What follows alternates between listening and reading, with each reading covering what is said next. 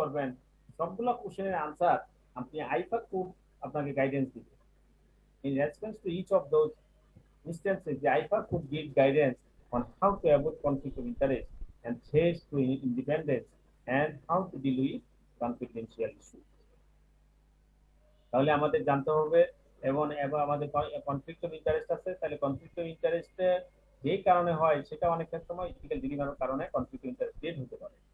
হ্যাঁ, এবং সেই ক্ষেত্রে থ্রেট আছে, থ্রেট ক্রিয়েট হয়, কনফ্লিক্ট অফ ইন্টারেস্ট যখন ক্রিয়েট হবে, হ্যাঁ, তখনই আপনার এখানে অনেক সময় থ্রেট ক্রিয়েট হবে। থ্রেট টু ইন্ডিপেন্ডেন্স, আপনি স্বাধীনভাবে কাজ করতে পারবেন কিনা সেটা।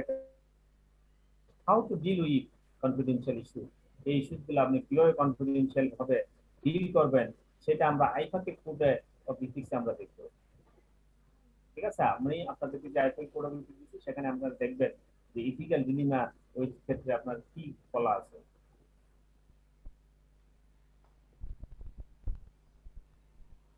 দেন আমরা বলবো conflict of interest. Conflict of interest বলতে আমরা কি বুঝি?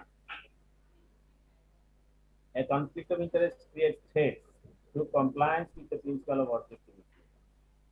কনফ্লিক্ট অফ ইন্টারেস্ট কি করে? আপনার একটা থ্রেট ক্রিয়েট করে। এটা একটা threat, conflict of interest. Conflict ইন্টারেস্টের মাধ্যমে একটা থ্রেট ক্রিয়েট হয় যা to compliance with the principle of objectivity. আপনার যে অবজেক্টিভিটির যে প্রিন্সিপাল আছে, 5 ফান্ডামেন্টাল প্রিন্সিপাল, একটা গুরুত্বপূর্ণ একটা প্রিন্সিপাল হচ্ছে অবজেক্টিভিটি। অবজেক্টিভিটি প্রিন্সিপালটা আপনি যথাযথভাবে কমপ্লায়েন্স করতে পারবেন কিনা সেটা থ্রেট যেটা ক্রিয়েট করে সেটাই হচ্ছে conflict of interest. And might create threats to compliance with the other fundamental principles, even শুধু অবজেক্টিভিটি না, অন্যান্য যে চারটা আদার যে চারটা প্রিন্সিপাল আছে সেগুলোও কি কমপ্লায়েন্স করতে থ্রেট ক্রিয়েট করে কনফ্লিক্ট অফ ইন্টারেস্ট। হ্যাঁ, such threat might be created, এই থ্রেটগুলা ক্রিয়েট হয় কখন? when the interest of a professional accountant with respect to a particular matter. When the interest of a professional accountant when the interest of professional accountant with respect to a particular matter and the interest of a party for whom the accountant undertakes a professional activity related to that matter are in conflict.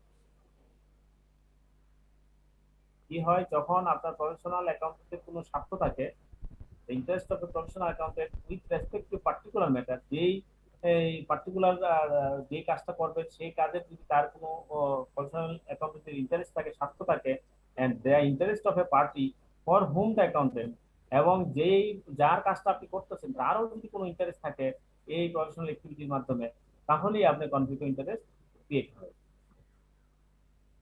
ঠিক আছে, মানে আপনি যে একজনের আপনাকে একটা কাজ দিছে সেই কাজে, হ্যাঁ, আপনার পার্সোনাল কোনো কিছু ইন্টারেস্ট আছে, সাথে যিনি কাজ দিচ্ছেন আপনার কাছে মাধ্যমে কাজটা আদায় করে নিতে যাচ্ছেন তারও কোনো কিছু এখানে প্রফেশনাল কিছু অ্যাক্টিভিটিতে আপনার তার একটা ইন্টারেস্ট আছে।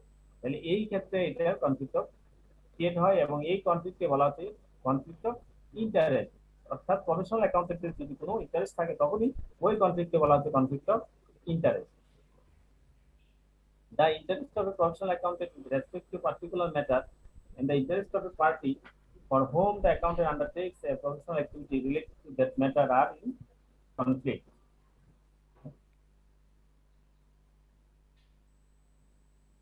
Examples of circumstances that might create a conflict of interest include serving in a management or governance position for two employing organizations.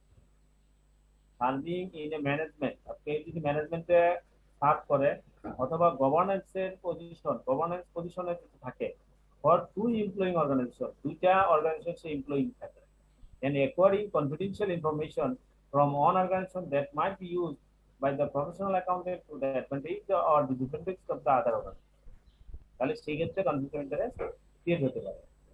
Undertaking a professional activity for each of the two parties in a partnership where both parties are employing the accountant to assist them to dissolve their partnership.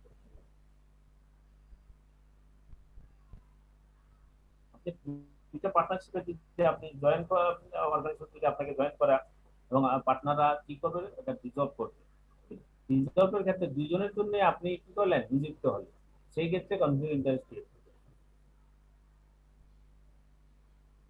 Preparing financial information for certain members of management of the organization who are seeking to undertake a management buyout. being responsible for selecting management buy out, management buy আউটের মাধ্যমে একটা organisation কিনে নিবে, management buy out হবে, সেক্ষেত্রে আপনাকে কি করলো, ফাইন্যান্সিয়াল ইনফরমেশন তৈরি করার জন্য আপনাকে দায়িত্ব দিল, যেখানে আপনি কাজ করেন ওই অর্গানাইজেশনে, সেই ক্ষেত্রে আপনি কনফ্লিক্ট ইন্টারেস্ট ক্রিয়েট করেন। Being responsible for selecting a vendor for the employing organization when an immediate family member of the accountant might benefit financially from the transaction. তাহলে আমরা দুইটা জিনিস দেখলাম, ডিলিমা এবং কনফ্লিক্ট অফ ইন্টারেস্ট। তাহলে কনফ্লিক্ট অফ ইন্টারেস্ট সম্পর্কে আমরা কি বলতে পারি?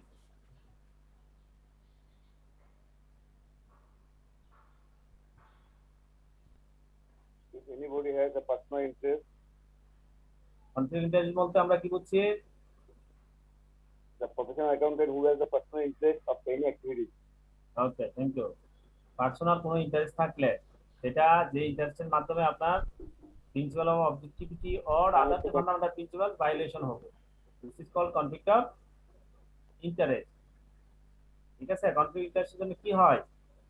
হেড ক্রিয়েট হয়। কি হয়? হেড ক্রিয়েট হয়। তারপর বলেন, আরেকজন বলেন, what you mean by conflict of interest?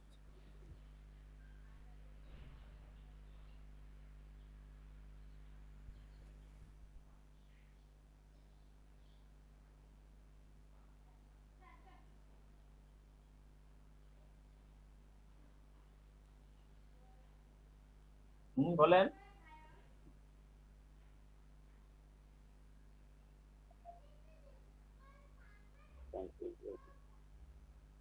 আপনারা এক্সাম্পল গুলো দেখেন, তাহলে অনেকটাই আপনি ক্লিয়ার হয়ে যাবেন কনফ্লিক্ট ইন্টারেস্টের। এক্সাম্পল গুলো কি বলছি আমি? এক নাম্বারটা বলেন। Serving in a management or governance position for two employing organizations and securing confidential information from one organization that might be used by the professional accountant to the advantage or disadvantage of the other organization. আচ্ছা, অর্থটা কি বোঝাচ্ছে? একজন বলেন কি বলতে চাচ্ছে। মানে একজন অডিটর বা অ্যাকাউন্টেন্ট যদি দুইটা অর্গানাইজেশনের জন্য কাজ করে, যে এক কোম্পানির কনফিডেন্সিয়াল ইনফরমেশন সে আরেক কোম্পানির ক্ষেত্রে ইউজ করতে পারবে, অ্যাডভান্টেজ আর ডিসঅ্যাডভান্টেজ নিতে পারবে, অন্য কোম্পানির বেনিফিশিয়াল হতে পারে। কিন্তু আসলে এটা আপনি অডিটরের কথা বলে নাই, বলছে যে ম্যানেজমেন্ট এবং গভর্নেন্স পজিশন। যেমন আপনি গভর্নেন্স পজিশন বলতে হ্যাঁ, একটা কোম্পানিতে managing director, deputy managing director বা কোম্পানির চিফ ফাইন্যান্সিয়াল অফিসার, কোম্পানির সেক্রেটারি, কোম্পানির head of internal audit and compliance, এই 5টা পোস্টকে বলা হয়েছে গভর্নেন্স পজিশন। এই যদি কোনো একটা কোম্পানির দুইটা কোম্পানিতে যদি একজন চাকরি করে, হ্যাঁ, সে এক কোম্পানির এমডি আরেক কোম্পানির ডিএমডি, এরকম যদি কেউ যদি চাকরি করে, তাহলে দুইটা কোম্পানির যদি সে ইনফরমেশন পাইলে এক কোম্পানির ইনফরমেশন গুলো আরেক কোম্পানিতে সে যদি ইউজ করে, ইউজ করতে পারে, তখনই তাকে গভর্নেন্স সাথে conflict of interest. Clear? Next point, তাহলে স্যার মানে এর মধ্যে প্রফেশনাল অ্যাকাউন্টেন্টের রোল কিভাবে আসলো? প্রফেশনাল অ্যাকাউন্টেন্ট এরকম দুই জায়গায় হতে পারে না, সে এমডি হতে পারে না, প্রফেশনাল অ্যাকাউন্টেন্ট এমডি হতে পারে, প্রফেশনাল সিএফও হতে পারে, প্রফেশনাল অ্যাকাউন্টেন্ট আপনার head of internal audit and compliance হতে পারে, কোম্পানি সেক্রেটারি হতে পারে। ঠিক আছে, তো হয় না অনেকে দেখবেন অনেকে তো পার্ট টাইম হিসেবে কাজ করতে পারে, কাজ করে, পার্ট টাইম হিসেবে কাজ করে কি করে মনে করেন আপনি ভালো একটা কোম্পানি থেকে আপনি অনেক কিছু জানেন, সেই ইনফরমেশন গুলো আইনা আপনি এখানে দেখাচ্ছেন, খুব ভালো পারফর্ম করে, 1 ঘন্টায় আপনি সবকিছু করে ফেলতে, তাহলে আপনি এইটাই কনফ্লিক্ট ইন্টারেস্ট ক্রিয়েট করছেন। ও আচ্ছা, জি বুঝতে পারছি। জেনে বলেন পরবর্তী পয়েন্টে আমরা কি বলছি।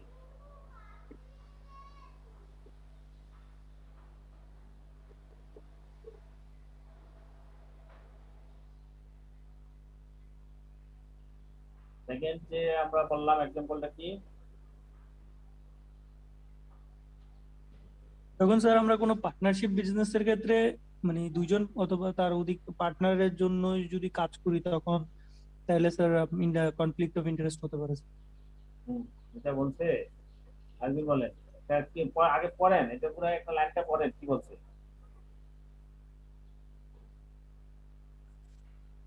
Sir, undertaking a professional activity for each of two parties in a partner ঠিক আছে, একটা পার্টনারশিপে দুইজন পার্টির কাজ রেখে আপনি where আন্ডারটেকিং both হয়েছে। parties are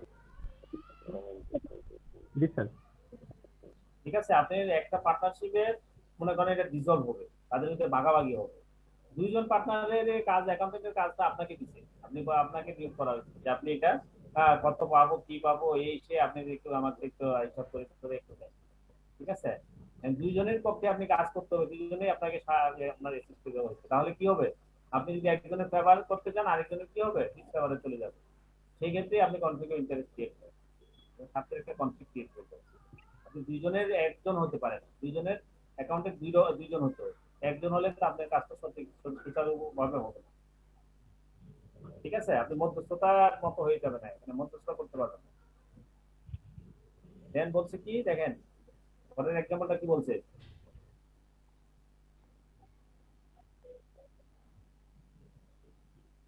Preparing financial information for certain members of management of the accountant employing organization who are seeking to undertake a management buyout. কি বলছে একদম বলেন তো এটা অর্থ কি?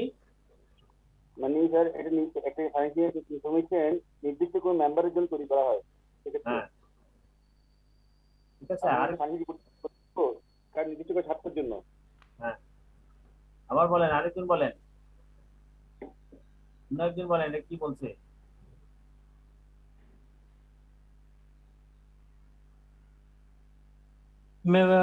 ম্যানেজমেন্টের এমন কোন সদস্যের জন্য ফাইন্যান্সিয়াল স্টেটমেন্ট তৈরি করা যে মানে চিন্তা করতেছে অথবা কনসিডার করতেছে ম্যানেজমেন্টের মানে কোনো একটা পোর্শন কেনার জন্য। ঠিক আছে, ম্যানেজমেন্ট বাই আউট এটা একটা ওয়ার্ড, নতুন ওয়ার্ড। আপনারা যারা বিজনেস লেভেলে আগে পড়ে আসছেন দেখছেন তাহলে আপনি বুঝতে পারবেন। আপনি যখন একুয়ারিং একটা কোম্পানি আরেকজন যখন বিক্রি করে দেয়, ডিজলভ হয়, অথবা একজন কোম্পানি যখন নিয়ে যায় অ্যাকুইজিশন করে, সেখানে অ্যাকুইজিশনের একটা ওয়ে আছে ম্যানেজমেন্ট বাই আউট। ঠিক আছে, ম্যানেজমেন্ট তারা কিনে নিবে, ম্যানেজমেন্টে তারা যেমন এক্সেল স্যার কিনে ফেলছিল, হ্যাঁ তারপর নাভানা কিনে ফেলছে। ম্যানেজমেন্ট বাই আউট, ম্যানেজমেন্টে এটা এখানে চেঞ্জ হবে আর বা অন্য কোনো কিছু চেঞ্জ হবে না, ম্যানেজমেন্ট শুধু কিনে নিবে, তখন এটাকে বলা হচ্ছে ম্যানেজমেন্ট বাই আউট। তখন এই অবস্থায় যদি এরকম হয়, কেউ যদি আপনার একজন ফাইন্যান্সিয়াল অ্যাকাউন্টেন্ট বা একজন অ্যাকাউন্টেন্ট যদি সে ফাইন্যান্সিয়াল স্টেটমেন্ট প্রিপেয়ার করার জন্য তাকে আমরা নিয়োগ দিচ্ছি, হ্যাঁ ম্যানেজমেন্ট বাই আউট যারা করবে তারা নিয়োগ দিল, সে সেম ওই অর্গানাইজেশন কি করে, চাকরি করে, সেই ক্ষেত্রে কনফ্লিক্ট অফ ইন্টারেস্ট দিয়ে দেবে। তাহলে সে যেখানে একটা চাকরি করে সে তো এখানে গোপন তথ্য যা সব জানে, তাহলে তাকে এখানে ম্যানেজমেন্ট বাই আউট যারা তারা এখানে আবার নিয়োগ সে হতে পারে না। ম্যানেজমেন্ট বাই আউট যারা তারা বাইরে তাদের যে পরিবেশ তার অবস্থা দেখে সে এখানে ক্যালকুলেশন করে দেখবে এখানে কি পরিমাণ তার অ্যাসেট এবং কি ভ্যালুয়েশন। ঠিক আছে, এখন যিনি এখানে তথ্য জানে সে পাচার করে তার মাধ্যমে এটা করা যাবে না। এরপরে এক্সাম্পল, নেক্সট এক্সাম্পল কি বললো,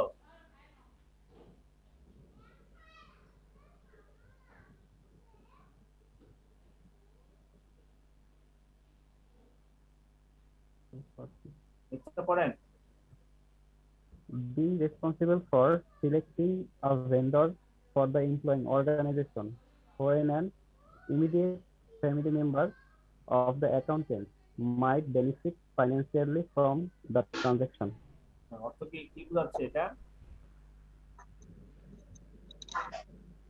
আমি নির্দিষ্ট কোনো ব্র্যান্ড সিলেক্ট করবো যেটা আমার নির্দিষ্ট মানে আমার অ্যাকাউন্ট করার জন্য বেনিফিট বা আমার জন্য বেনিফিট।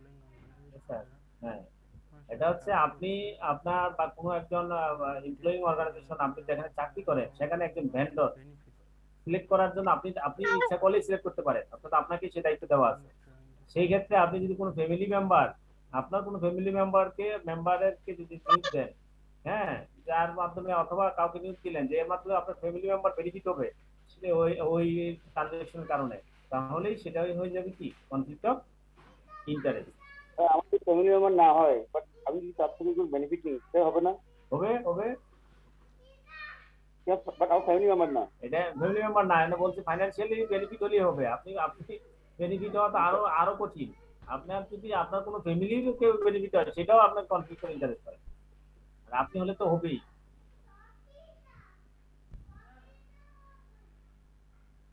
এই হচ্ছিল আমাদের আপনার কনফ্লিক্ট ইন্টারেস্ট কিভাবে হয়, এই 3-4টা এক্সাম্পল আমি এখানে বললাম। এর আগে আমি ডিলিমার ক্ষেত্রে 3টা এক্সাম্পল বললাম। হ্যাঁ, তাহলে এগুলো আপনাদের বাসায় বসে আপনার নেক্সট ইয়ারতে আইফাকে প্রোটোবিটিক্সটা ভালো করে আমরা পড়বেন। আমি আরেকটা ক্লাসে আইফাকে প্রোটোবিটিক্সের তারপরে চলে যাবো, ঠিক আছে? ওইটা আমি দেখবো আবার দেখবো। তাহলে এগুলো আপনারা বাসায় ভালো করে পড়লে তখন এগুলো জিনিসগুলো ক্লিয়ার হবে। এখন আমরা বলছি কনফ্লিক্ট অফ ইন্টারেস্ট গুলা কি করে, থ্রেড ক্রিয়েট করে, থ্রেড ক্রিয়েট করে। এখন থ্রেড গুলো আমি কিভাবে বুঝবো কি কি থ্রেড আছে এখানে? এরকম থ্রেড গুলো আইজাকে প্রোটোবিটিক্সে বলা আছে। থ্রেড কি? Threats to compliance with the fundamental principles might be created by a broad range of facts and circumstances. Thread করলে থ্রেড হচ্ছে কমপ্লায়েন্স ফান্ডামেন্টাল যে প্রিন্সিপাল সেগুলো কমপ্লায়েন্স করতে আপনি থ্রেড ক্রিয়েট করে। হ্যাঁ, যে অবস্থা এবং তার যে ঘটনা সেই ঘটনাগুলা বাস্তবায়ন করতে করার ক্ষেত্রে থ্রেড ক্রিয়েট করে। The following are the threats for a professional accountant. Professional অ্যাকাউন্টেন্টের ক্ষেত্রে নিচে থ্রেড গুলো আছে। Following are the threads for a professional accountant when undertaking a professional service. Professional accountant যখন প্রফেশনাল সার্ভিস দেয়, প্রফেশনাল সার্ভিসের ক্ষেত্রে এই থ্রেড গুলো ক্রিয়েট করে। একটা বলা হচ্ছে self interest threat, self interest threat, self review threat, advocacy threat, familiarity threat, intimidation threat. তাহলে 5 threads will be created when a professional accountant undertaking a professional service. Professional accountant যখন professional service দিতে যায় সেই ক্ষেত্রে এই 5টা thread create হতে পারে। Self interest threat, self review threat, advocacy threat, familiarity threat and intimidation threat. তাহলে সেলফ ইন্টারেস্ট থ্রেড কি?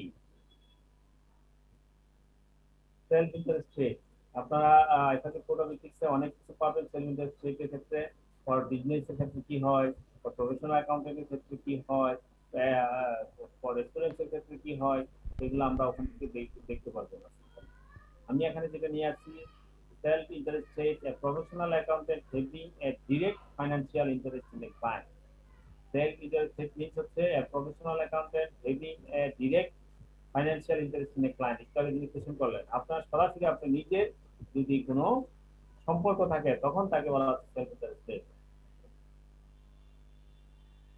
A professional accountant putting a low fee to obtain a new engagement. একজন প্রফেশনাল অ্যাকাউন্টেন্ট যদি কম ফিতে coat করে থাকে যে একটা নতুন একটা কাজ পাওয়ার জন্য, and the fee is so low that it might be difficult to perform the professional service in accordance with the applicable technical and professional standards for the client. এবং এই যে আপনি একটা কাজ পাওয়ার জন্য এত বেশি কম ফি দিয়ে আপনি কোটেশন করছেন যার দরুন যদি আপনি কাজটা পান, পাওয়ার পরে কাজটা পরিচালনা করার জন্য, কাজটাকে তুলে নিয়ে আসার জন্য, কাজটাকে যথাযথভাবে applicable technical process standard maintain করে আপনি কাজটা করার জন্য সম্ভব না, ডিফিকাল্ট, অসম্ভব। ঠিক আছে? তাহলে সেই ক্ষেত্রে এই যে জিনিসটা হলো সেটা self interest thread. Professional accountant having a close business relationship with a client. Professional অ্যাকাউন্টেন্টের যদি তার ক্লায়েন্টের সাথে যদি কোনো গভীর কোনো বিজনেস সম্পর্ক থাকে তাহলে সেলফ ইন্টারেস্ট থ্রেড ক্রিয়েট করে। এই professional accountant having access two confidential information, professional accountant যদি কোনো কনফিডেন্সিয়াল ইনফরমেশনের ভিতরে অ্যাক্সেস করে that might B use for personal gain, এবং সেই কনফিডেন্সিয়াল ইনফরমেশন যদি তার পার্সোনাল গেইনের জন্য, বেনিফিটের জন্য ইউজ করে থাকে, then self interest threat will be created. তাহলে এই হলো সেলফ ইন্টারেস্ট থ্রেড, কখন সেলফ ইন্টারেস্ট ক্রিয়েট হয় সেই কথাগুলো এখানে বললো। আরো আছে professional accountant having a close business relationship with the client, ইত্যাদি বললাম আমরা। Professional accountant having access to the confidential that might be used for personal gain, এটা এগুলো বলা হচ্ছে আগে থেকে।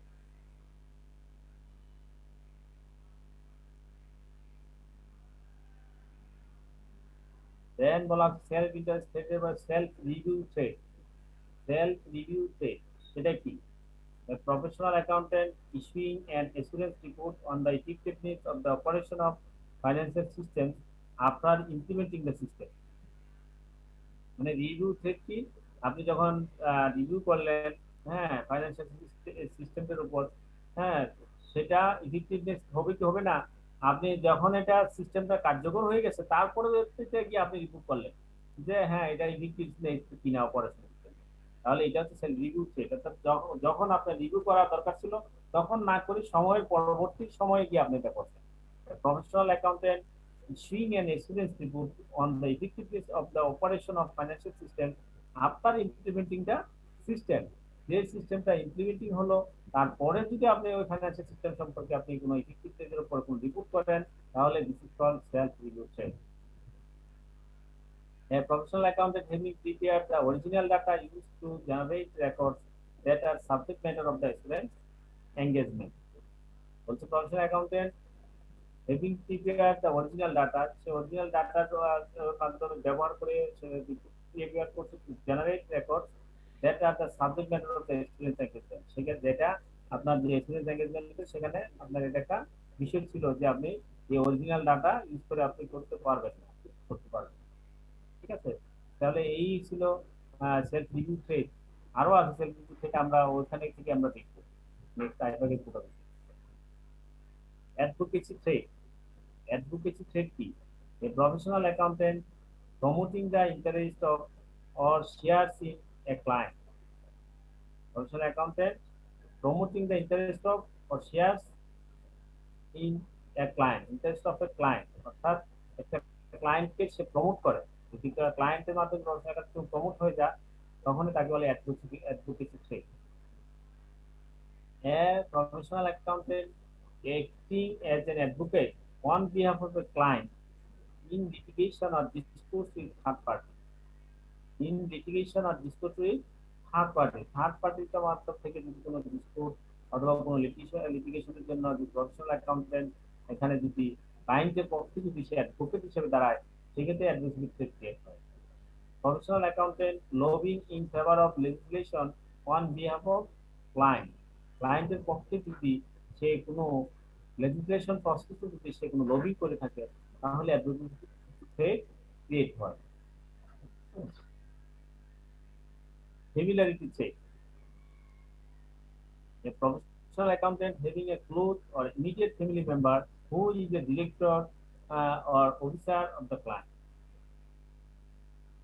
প্রফেশনাল অ্যাকাউন্টেন্টের যদি কোনো ক্লোজ রিলেশনশিপ থাকে, হ্যাঁ, অথবা তার ইমিডিয়েট ফ্যামিলি মেম্বারদের সাথে কোনো সম্পর্ক থাকে, who is the director or officer of the client, ক্লায়েন্টের যে জিনিসটি থাকে ডিরেক্টর অথবা ক্লায়েন্টের কোনো বড় অফিসার হিসেবে থাকে তাহলে সেখানে ফ্যামিলিয়ারিটি চেক ক্রিয়েট হয়। Director or officer of the client or an employee in a position to exert significant influence over the subject matter of the engagement having recently served as the engagement partner। The auditing member having a long association with the audit client। একটা audit ক্লায়েন্টের সাথে যদি আপনার অনেক দিন যাবত আপনি ওখানে অডিট করে থাকেন তাহলে টানা, তাহলে ওই ক্ষেত্রে কি হয় আপনার তার সাথে যে সম্পর্কটা তৈরি হয় এর জন্য ফ্যামিলি ট্রেড ক্রিয়েট হয়। Intimidation threat। A professional accountant being threatened with dismissal from a client engagement or the firm because of a disagreement about a professional matter। Professional যে ম্যাটার এর বিষয়ে যদি আপনি কোনো ডিসএগ্রিমেন্ট হন তাহলে প্রফেশনাল অ্যাকাউন্টেন্টের যে কাজটা সেই ক্লায়েন্টটা আপনার ছুটে যাবে অথবা ওই ফার্মের সাথে আপনার কাজটা বন্ধ হয়ে যাবে। এই একটা সেইটা আপনার ইন্টিমেশন চেক হিসেবে এটা ক্রিয়েট হবে। A professional accountant feeling pressure to agree with the judgment। A professional accountant feeling pressure to agree with the judgment of a client because the client has more expertise on the matter in question। অনেক সময় এরকম হয় professional অ্যাকাউন্টেন্টের কাছ থেকে কোম্পানির যে client যে আছে তার একটা কি থাকে অনেক বেশি এক্সপার্টাইজ থাকে, সেই ক্ষেত্রে এই ইন্টিমেশন চেক ক্রিয়েট হয়। ঠিক আছে, আপনি একটা ফার্মাসিউটিক্যালে অডিট করতে গেলেন, ফার্মাসিউটিক্যাল কোম্পানিকে অডিট করতে গেলেন, আবার অডিটররা কি করেন, অডিটররা সব সময় উনি নিজে অডিট করেন না, ওনার কি থাকে স্টুডেন্ট থাকে, স্টুডেন্টরা অডিট করতে গেলে সে ফার্মাসিউটিক্যাল সম্পর্কে হ্যাঁ মানে আপনার 2 দিন 3 দিন স্টাডি করে সেখানে গেল, হ্যাঁ, কিন্তু যিনি ফার্মাসিউটিক্যালের বিজনেস এন্ট্রিপ্রেনিউর উনি তো এই ব্যাপারে উনি 20 বছরের অভিজ্ঞতা, আপনি ওনাকে উনি এমন ভাবে আপনাকে উপস্থাপন করবেন আপনি ওনার যে লক্ষ্য সেই লক্ষ্য বলে কাছে যেতে পারবেন। This is called intimation stage.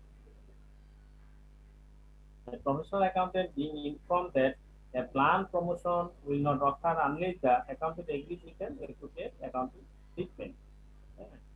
যদি সে accurate accounting treatment হয় তাহলে সে তার যে প্ল্যান যে প্রমোশন সেই প্রমোশনটা পাবে না, অথবা তাকে দেওয়া হবে না যদি সে যথাযথভাবে এটা treatment করে।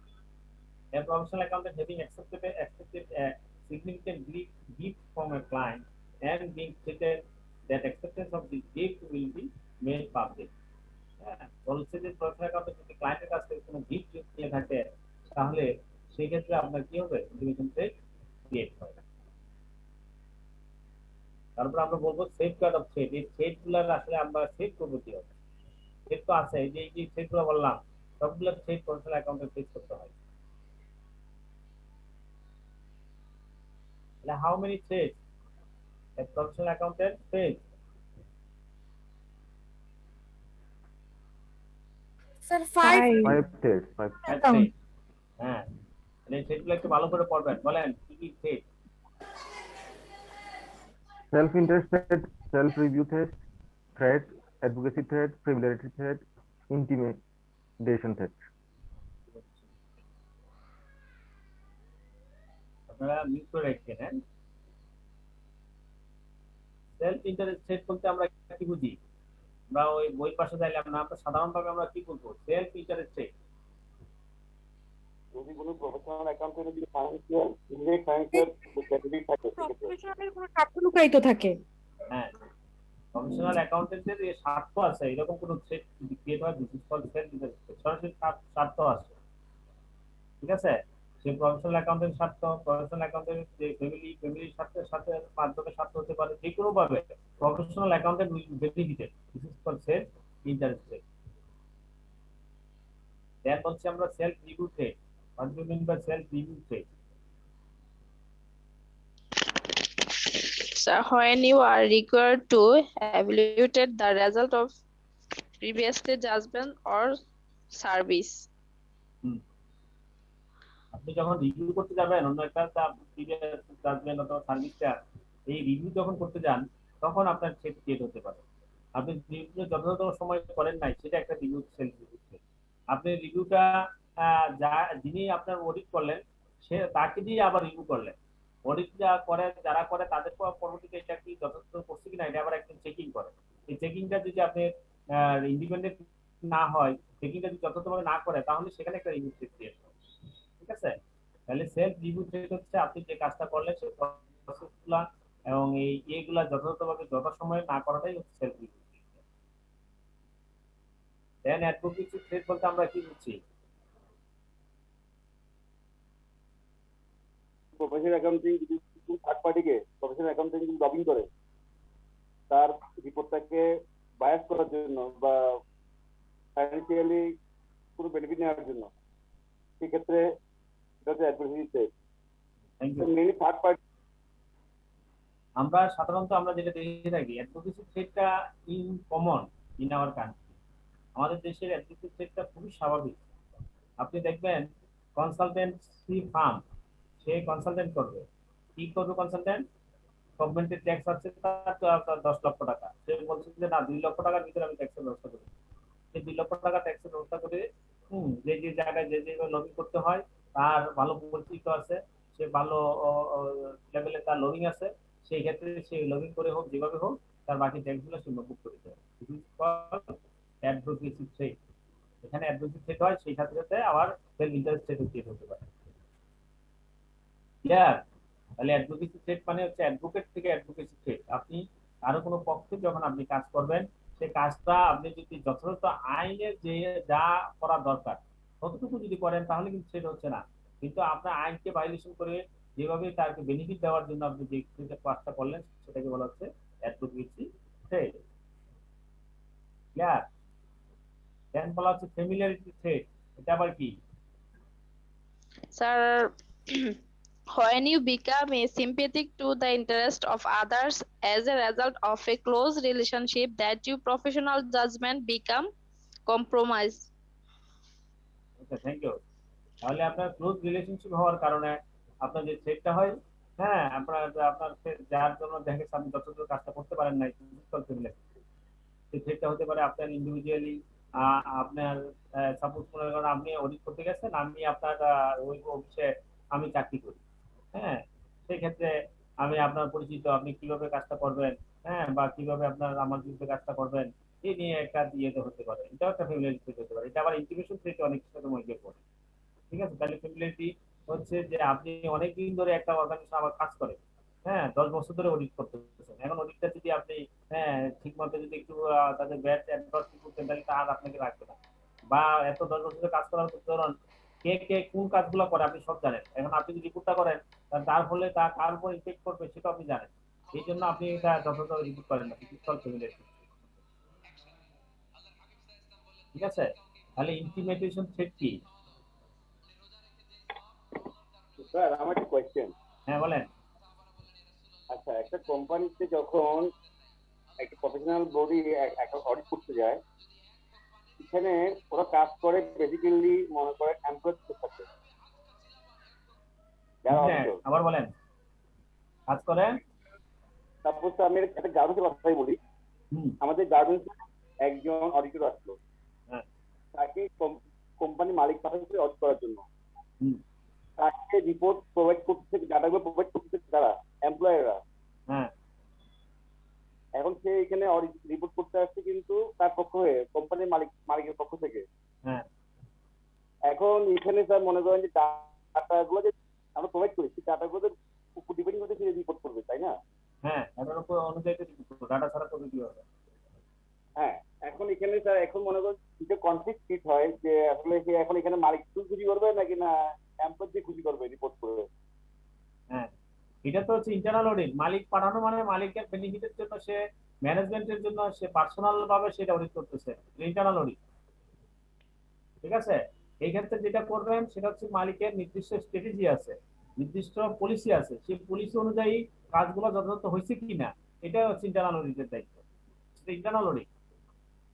তারপর তাই বলি স্যার, আমাদের লাস্ট উইকে আমাদের এখানে আসলো এক্সটার্নাল অডিটর আসলো হুতাবাদ। হ্যাঁ, তাকে পাঠাইছে কোম্পানি থেকে, তাকে ইয়ে করা হয়েছে, হায়ার করা হয়েছে। এক্সটার্নাল অডিট তো কোম্পানি থেকে হায়ার করবে, বোর্ড অফ ডিরেক্টর হায়ার করবে। ঠিক আছে, এজিএম এর মাধ্যমে হায়ার হবে। কিন্তু এক্সটার্নাল অডিট যেটা করবে, উনি কিন্তু আপনার মালিকের পক্ষে বিপক্ষে করবে না, উনি কিন্তু সবগুলোই দেখবে যথাযথ হচ্ছে কিনা, উনি রিপোর্ট ওই অনুযায়ী রিপোর্ট করবে। উনি মালিকের দোষ থাকে সেটাও তুলে ধরবে, উনি যদি ম্যানেজমেন্টের দোষ থাকে সেটাও তুলে ধরবে। এটা হলো এক্সটার্নাল অডিট। কারণ এক্সটার্নাল অডিট হচ্ছে ফ্রম দা পাবলিক ইন্টারেস্ট, জনগণের যে স্বার্থ আছে সেটা সে তুলে ধরবে। ঠিক আছে, সেটা যদি লিস্টেড কোম্পানি হয় সেক্ষেত্রে, আর যদি আনলিস্টেড হলে সেগুলো কোনো কথাই নেই। স্যার এখন তো ম্যাক্সিমাম কোম্পানিতে ইন্টারনাল অডিটর রাখতেছে। হ্যাঁ, ইন্টারনাল অডিটর রাখে কেন? কারণ হলো আপনার যে আপনার স্ট্র্যাটেজি আছে, যেইগুলা প্রসেস আছে, সেই প্রসেস অনুযায়ী কাজটা হচ্ছে হয় না কেন, প্রবৃত্তি হয় না, যথাযথভাবে হয় কিনা, চুরি চামারি করে কিনা, সেগুলোকে ধরার জন্য ইন্টারনাল অডিট। ইন্টারনাল অডিট কিন্তু এক্সটার্নাল অডিটের আমাদের যে ফর্মুলা, ওই ফর্মুলাতে কিন্তু এটা আসবে না। ইন্টারনাল অডিটের জন্য আলাদা সেটআপ দিতে পারে, অসুবিধা নেই, এটা অর্গানাইজেশনের উপর অর্গানাইজেশন। স্যার ওইসব ইন্টারনাল অডিট বা এক্সটার্নাল অডিটরের ক্ষেত্রে কি স্যার সিএম এর স্টুডেন্টদের কোনো কাজে লাগে বা কাজ আছে? না, অডিটের ক্ষেত্রে কাজে লাগবে, ইন্টারনাল অডিটের ক্ষেত্রে কাজে লাগবে। ঠিক আছে, কিন্তু এক্সটার্নাল অডিটের ক্ষেত্রে যেটা হয়, এক্সটার্নাল অডিট সিএম এর অডিটর যারা, এটা তো আপনার একটা হচ্ছে ফাইন্যান্সিয়াল অডিট, আর একটা হচ্ছে কস্ট অডিট। ফাইন্যান্সিয়াল অডিট তো হচ্ছে সিএম এর দ্বারা করে, ফাইন্যান্সিয়াল অডিট করবে সি এর দ্বারা। ঠিক আছে, তারা সি এর দ্বারা কাজ করবে, তারা সিএম এর দ্বারা করবে। আর কস্ট অডিট যেটা থাকে সেটা কস্ট অডিট তারা সিএম এর দ্বারা করবে। স্যার কস্ট অডিট কি কোম্পানিগুলো করে? নরমালি তো দেখি না তেমন একটা। করে, কম। যারা ম্যানুফ্যাকচারিং লিস্টেড কস্ট অডিটের জন্য, এই বাস্তবায়নের জন্যই আমাদের মানে আইসিবিবির আন্দোলন অব্যাহত আছে, টেস্ট অব্যাহত আছে, অনেকে বাস্তবায়ন করতেছে না। ঠিক আছে, ম্যানুফ্যাকচারিং অর্গানাইজেশন গুলা করার কথা, যারা লিস্টেড, যারা মানে আমার তো মনে হয় এটা একটা কোনো একটা অ্যাক্ট বা কোনো একটা আইন জারি করে দিলেই হয়। যদি আইন আছে, অ্যাক্ট আছে, কিন্তু সেই আইন অনুযায়ী করতেছে না তা না, কিন্তু তুলনামূলক কম করতেছে। ওই আইনটাকে আরো ব্যাপকভাবে করতে হবে। অনেক কম পাইছি স্যার, খুব পাই নাই। হ্যাঁ, কস্ট অডিট হচ্ছে কম্পালসারি হচ্ছে ফার্মাসিউটিক্যালস ইন্ডাস্ট্রির ক্ষেত্রে, জুট ইন্ডাস্ট্রির ক্ষেত্রে, তারপর হচ্ছে আপনার লেদার আর এরপরে হলো যে টেক্সটাইল, হ্যাঁ টেক্সটাইলের কোনগুলা যেগুলো লিস্টেড, ঠিক আছে, সেগুলোর জন্য আপনি কিন্তু ম্যান্ডেটরি, সেগুলো ম্যান্ডেটরি করতেই হয়। তালিকাভুক্ত কোম্পানিগুলোর ক্ষেত্রে তালিকাভুক্ত পার্মানেন্ট কোম্পানির করে দিলে হতো। হ্যাঁ ফার্মাসিউটিক্যালস তালিকাভুক্ত যেগুলো সেগুলো কিন্তু ম্যান্ডেটরি, ঠিক আছে। এখন ইন্টারনাল অডিটের ক্ষেত্রে কিন্তু আছে, আপনি কষ্ট করে কিন্তু ইন্টারনাল অডিটে আছে সব জায়গায় দেখবেন, ম্যাক্সিমাম ক্ষেত্রে আছে। ম্যানুফ্যাকচারিং যেখানে আছে সেখানে কষ্ট অডিট আবার ইন্টারনাল আছে। ইন্টারনাল অডিটের যে হেড ম্যাক্সিমাম গুলো থাকবে, আর থাকে আবার দেখবেন যে কষ্ট অডিট। কেন?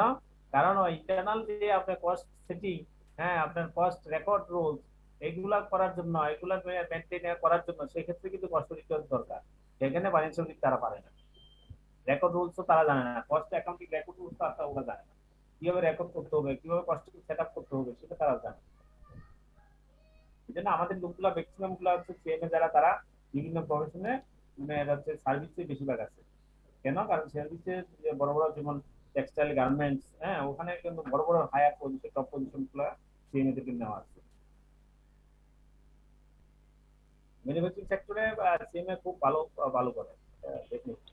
স্যার সিএমএ তে কি স্যার ওই দিন একটা গ্রুপে দেখেছিলাম আর কি স্যার, যে ওই যে সিসির মতো চালু করার একটা পরিকল্পনা আছে, এটা সম্পর্কে কি জানেন কি স্যার?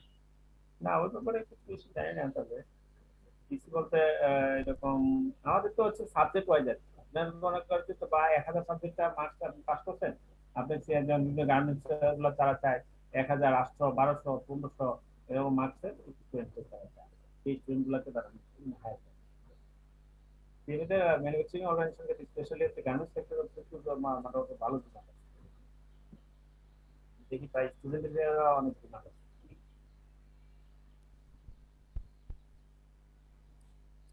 Okay, thank you. আসলে এগুলা রড সেন্সে কাজ হবে, রড সেন্স গুলা আমাদের ইন্টিমেশন থ্রেট আমরা কি বলছিলাম? জি sir, when you are deterred from acting objectively by actual or perceived pressure or influence. Intimidation বলতে আসলে আমরা যদি এক কথায় বলি তাহলে আসলে বলা হবে যে এটা ইনফ্লুয়েন্স করা, ইনফ্লুয়েন্সটাই হচ্ছে ইন্টিমিডেশন, ঠিক আছে। যেমন আপনি আমার অর্গানাইজেশনে চাকরি করতে গেছেন, আমি বলবো যে আপনাকে যখন এই করে আমি 10 বছর ধরে আমি এখানে চাকরি করি, এই সেক্টরে অনেক কিছু জানি, আমি প্রফেশনাল মেম্বার, হ্যাঁ আমি এফসিএমএ, আমি এটা সেটা, আর আপনি আসছেন, আপনি অডিট করতে আসছেন, আপনি হচ্ছেন একজন স্টুডেন্ট। যদি একটা ফার্ম থেকে আসছেন আপনি স্টুডেন্ট, আপনি আমার সামনে আপনি আসলে কতটুকুই বা আপনি কাজ করতে পারবেন বা কতটুকু কি করতে পারবেন, বিশেষ করে ইন্টিগ্রেশন, ঠিক আছে। তারপর এমন হতে পারে আপনি যে যেখানে গেলেন, যে ইন্টারভিউ আমি যেটা বললাম, একটা ফার্মাসিউটিক্যাল সেক্টরে গেলেন, আপনি ফার্মাসিউটিক্যাল সেক্টরে অডিট করেন, আপনি ব্যাংক অডিট করেন, আপনি ফার্টিলাইজার অডিট করেন, আপনার নলেজ তো আসলে এত বেশি ডিপলি কোনো নলেজ নেই, আপনার ইন্ডিভিজুয়ালি একটা বেসিক নলেজ নিয়ে আপনি গেছেন অডিট করতে। আর যিনি ইন্ডিভিজুয়ালি সেক্টরে উনি 20 বছর ধরে এক্সপার্ট, তাহলে তার সাথে আপনি অডিট করে তাকে আপনি যখন কোশ্চেন অ্যারাইজ করবেন, তখন তিনি আপনাকে একটা কথা বলে এমন ভাবে প্রেস দিবে এক পথ থেকে আপনি কল ইন্টিগ্রেশন ক্লিয়ার। সেট সম্পর্কে সব ক্লিয়ার হয়েছে নাকি? জি স্যার। আর কোনো কোশ্চেন থাকলে বলতে পারেন। ইন্টিমিডেশন হচ্ছে তাহলে ইনফ্লুয়েন্স করা, ইনফ্লুয়েন্স করাটা, হ্যাঁ ইনফ্লুয়েন্স হয়ে যায়। ইনফ্লুয়েন্সটা কি মানে আপনার ওই ইন্ডিভিজুয়ালি যোগ্যতার কারণে, বিভিন্ন অবস্থানের কারণে আসলে ইন্টিমিডেশন হয়ে যায়, মোটিভেট করা বা ডিমোটিভেট করা, হ্যাঁ সেটা, ঠিক আছে। ইনফ্লুয়েন্স তো সবগুলো ইনফ্লুয়েন্স, পার্সোনাল ইন্টারেস্ট সেটা ইনফ্লুয়েন্স, সবগুলো ইনফ্লুয়েন্স, যত ইনফ্লুয়েন্স সবগুলো চেক। এর মধ্যে চেকটাকে আবার বিভিন্ন ক্যাটাগরাইজ যদি করি তাহলে আমরা 5টা ক্যাটাগরাইজ পাবো। একটা হলো self interested, self review threat, হ্যাঁ তারপর অ্যাডভোকেসি থ্রেট, হ্যাঁ তারপর হচ্ছে এই familiarity threat and intimidation threat. that means influence. আমরা এখানে যেগুলো আছে আপনারা ওইগুলো দেখবেন, সেগুলো দেখবেন। সেলফ ইন্টারেস্টেড কি এখানে লেখা আছে কয়েকটা সেলফ ইন্টারেস্টেড থ্রেট, দেন বলা আছে যে familiarity threat, review threat, advocacy threat, familiarity threat and intimidation threat. এটা সারার পরেও আমরা দেখবো যে আমাদের ইয়ে আছে এইভাবে প্রোটোমিথিক্স যেটা আপনাদেরকে দিচ্ছি, সেখানে অনেকগুলা এরকম থ্রেটগুলা ওখানে আলোচনা করা আছে, আমরা সেখান থেকে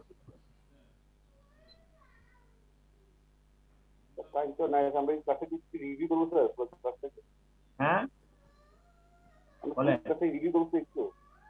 বলেন স্পেসিফিক বলেন, কোনটা বলবো? আমরা তো প্রথমে আরম্ভ করলাম যে ইথিক্যাল ডিলেমা দিয়ে আরম্ভ করছি। মানে আজকে রিভিউ করতে যাচ্ছেন আবার? জি স্যার, ফুলটা রিভিউ করতে। আমরা বলছি ইথিক্যাল ডিলেমা। হ্যাঁ, ইথিক্যাল ডিলেমা মানে কি? ডিলেমা মানে হচ্ছে আপনি দুইটা ডিসিশন, অল্টারনেটিভ ডিসিশন আছে, সেই ডিসিশন থেকে কোনোটাই যথাযথ না, কোনোটাই 100% অ্যাকসেপ্টেবল না। হ্যাঁ, সেই ক্ষেত্রে আপনি কোন ডিসিশনটা নেবেন সে ইথিক্যাল পার্সপেক্টিভে this is called ethical dilemma. এখান থেকে আপনার অপটিমাল সলিউশন বের করাটা ইথিক্যাল ডিলেমা। আপনার ডে বাই ডেতে আপনি করে থাকেন, এখান থেকে আপনার ইথিক্যাল অপটিমাল সলিউশন বের করাটা একটা ক্রিটিক্যাল কাজ। সেখান থেকে ক্রিটিক্যাল কাজ থেকেও আপনি আপনার এবিলিটি বিল্ড আপ করতে হবে। আপনার ইথিক্যাল ডিলেমা থেকে আপনার সলিউশনটা অপটিমাল সলিউশন বের করার পন্থা কিভাবে হবে সেইগুলো আপনি বের করে নিয়ে আসতে হবে। এই ইথিক্যাল ডিলেমা আপনি প্রতিদিন আপনার পার্সোনাল লাইফে, সোশ্যাল লাইফে, প্রফেশনাল লাইফে আমরা করে থাকি। এই ইথিক্যাল ডিলেমাটা প্রফেশনাল অ্যাকাউন্টেন্টের ক্ষেত্রে বিশাল একটা গুরুত্বপূর্ণ, এখান থেকে সলিউশন বের করে নিয়ে আসা। হ্যাঁ, ইথিক্যাল ডিলেমা কিভাবে আমরা এটা মিনিমাইজ করতে পারি? ইথিক্যাল ডিলেমাটা কমে যাবে যদি আপনি আপনার অর্গানাইজেশনে স্পেসিফিক পুরো বিথিক্স থাকে এবং যেগুলা যদি স্ট্যান্ডার্ড থাকে সেই স্ট্যান্ডার্ডগুলো যে ভাইলেশন করে সেখান থেকে ডিসিপ্লিনারি অ্যাকশন নেওয়া হয়, তাহলে অটোমেটিক্যালি ইথিক্যাল ডিলেমা অনেকগুলা রিমুভ হয়ে যায়। ইথিক্যাল ডিলেমাগুলো কিভাবে হয়? আপনার কোয়ার্কারের মাধ্যমে হয়, ম্যানেজমেন্টের মাধ্যমে হয়, ক্লায়েন্টের মাধ্যমে হয়, বিজনেস পার্টনারের মাধ্যমে। আবার ইথিক্যাল ডিলেমার অনেকগুলো সোর্স আছে। সোর্সগুলো কি? ইথিক্যাল ডিলেমার সোর্স হচ্ছে সোসাইটি। সোসাইটিতে বিভিন্ন প্রকারের লোক থাকে, লেজিসলেটিভ প্রসেস থাকে, সেই সব প্রসেস মিলে থেকে সেখান থেকে ডিলেমা ক্রিয়েট হয়।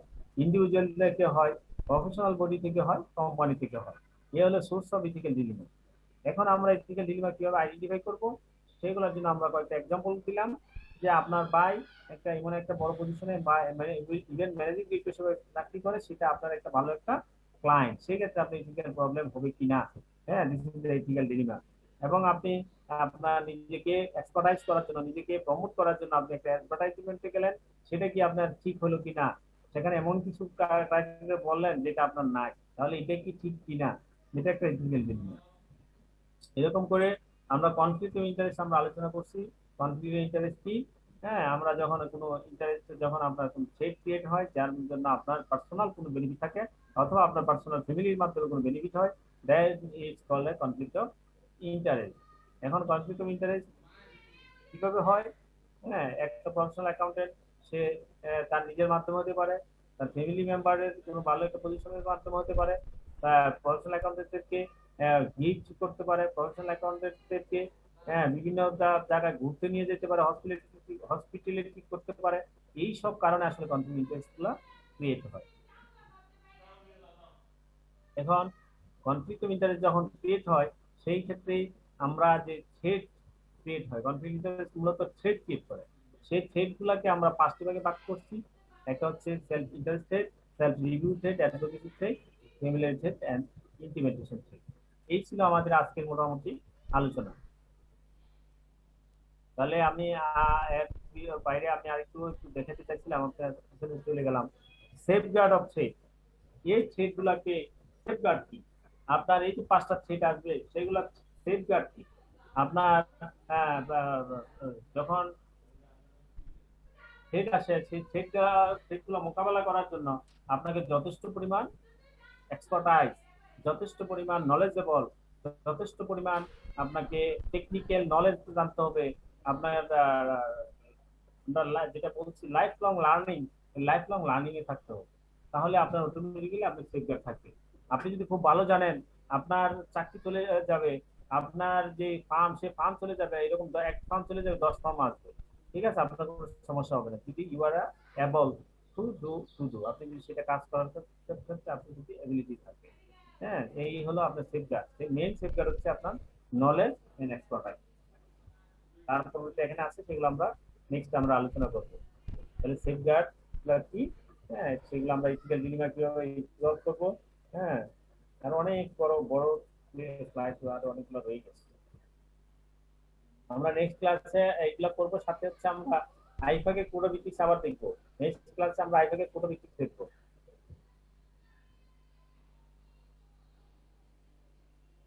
এখন আমরা 4-5 মিনিট 3 মিনিট সময় পাবো, আপনারা কোশ্চেন থাকলে বলতে পারেন, কোশ্চেন আনসার দিন। স্যার আমার একটা কোশ্চেন আছে স্যার। হ্যাঁ বলেন। স্যার কনফ্লিক্ট অফ ইন্টারেস্ট আর ইথিক্যাল ডিলেমার মধ্যে কোনো ডিফারেন্স আছে sir?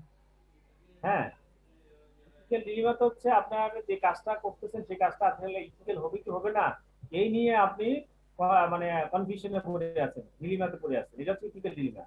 R conflict of interest কি? কনফ্লিক্ট অফ ইন্টারেস্ট হচ্ছে আপনি এই কাজটা করলে আপনার পার্সোনাল কোনো বেনিফিট হচ্ছে, আপনার ইন্টারেস্ট হচ্ছে যিনি প্রফেশনাল করতে তার ইন্টারেস্ট এখানে ক্রিয়েট হচ্ছে। This is called conflict of interest. Ethical dilemma এক জিনিস, কনফ্লিক্ট অফ ইন্টারেস্ট আরেক জিনিস।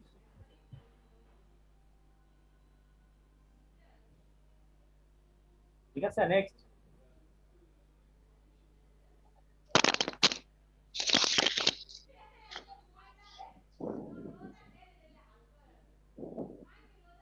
So safeguard main হচ্ছে নলেজ এন্ড এক্সপার্টাইজ। আবার বলেন, বুঝি নাই। safeguard মেইন লিমিট হচ্ছে নলেজ এন্ড এক্সপার্টাইজ, তাই তো? নলেজ এন্ড এক্সপার্টাইজ, এটা তো আমি গত ক্লাসে বলছি। এক্সপার্টাইজ মানে হচ্ছে স্কিল আর কি, স্কিল। নলেজ হচ্ছে আপনার আপনার যে কাজগুলো আপনার যেগুলো আপনার এই সম্পর্কে ইনফরমেশন কালেক্ট করা, পড়াশোনা করা, হ্যাঁ সেই সম্পর্কে আপনার স্ট্যান্ডার্ড জানা, এগুলো হচ্ছে নলেজ। আর এক্সপার্টাইজ হচ্ছে সেগুলো আপনি যে ওয়েতে টেকনিক্যাল ওয়েতে টেকনোলজি আপনি যেটা কাজগুলো করতে পারেন যথাযথভাবে কাজটা করা, সেটা হচ্ছে এক্সপার্টাইজ, স্কিল। স্যার হ্যাঁ গত ক্লাস থেকে স্যার আরো কয়েকটা ক্লাসে বলা হয়েছিল স্যার যে ক্লাস ম্যাটেরিয়াল গুলো মেইলে আসতেছে না স্যার, আর আপনি স্যার আমাদেরকে সাজেস্ট করতেছেন আপনি যেভাবে পড়াচ্ছেন ঠিক এভাবেই পড়লে ভালো হবে স্যার। ম্যাটেরিয়াল আসলে তো স্যার আমাদের ভালো। কেন আসে নাই? গত ইয়েতে তো আমি দেখলাম যে আপনার চ্যাট বক্সে গত ক্লাসও দিল, আপনি তো আপনি দেখেন না। জি স্যার, আপনার এগুলা দেয়াই আছে আমাদের আর কাছে। গত ক্লাসে স্যার এই সবগুলো স্যার দেয়া হয়েছে স্যার। হ্যাঁ একটা সব দেওয়া আছে, আপনি যতগুলো কোর্স সবগুলো কোর্সে স্যার ম্যাটেরিয়াল আমরা যে চ্যাট বক্সে দিয়ে দিয়েছি স্যার। এছাড়াও প্রত্যেকটা গ্রুপের ডেসক্রিপশনে লিংক দেওয়া আছে ড্রাইভের, ওই লিংকের মধ্যে স্যার সবগুলো ম্যাটেরিয়ালস দেওয়া আছে, প্রত্যেকটা গ্রুপেরই ডেসক্রিপশনে লিংকটা দেওয়া আছে, এটা অনেকবার বলা হয়েছে স্যার। ঠিক আছে, আপনারা নতুন ভাবে কথা বললে হবে না। হ্যাঁ আপনাদের দেওয়া আছে, আপনি একটু দেখে নেবেন এবং এটা আপনি কালেক্ট করেন, অন্যদের সাথে আলোচনা করবেন। Okay sir. হ্যাঁ ঠিক আছে, নেক্সট আর কোন কোশ্চেন আছে বলেন। আমরা নেক্সট ক্লাস আমাদের ফ্রাইডেতে আছে, তাই না? Next Friday. জি স্যার। জি স্যার। এর আগে কি ক্লাস হবে কিনা, যদি কোনো ইনস্টিটিউটে বা কোনো গ্যাপ তৈরি করতে পারে তাহলে হয়তো আমাদের দিতে পারে, হইলে আপনার যদি মেইল করবে, সম্ভাবনা কম। ঠিক আছে, এর মাসে তোমাদের দুটো করে ক্লাস হচ্ছে।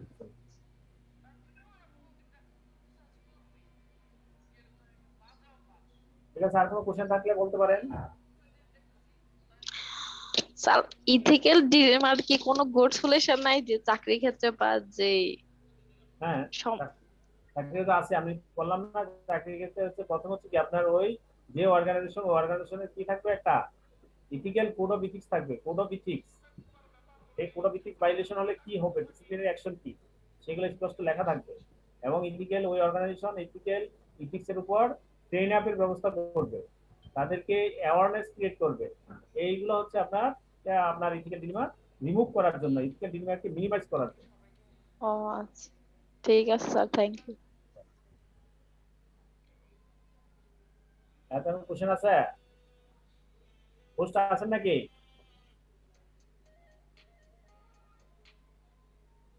পোস্ট আসি স্যার।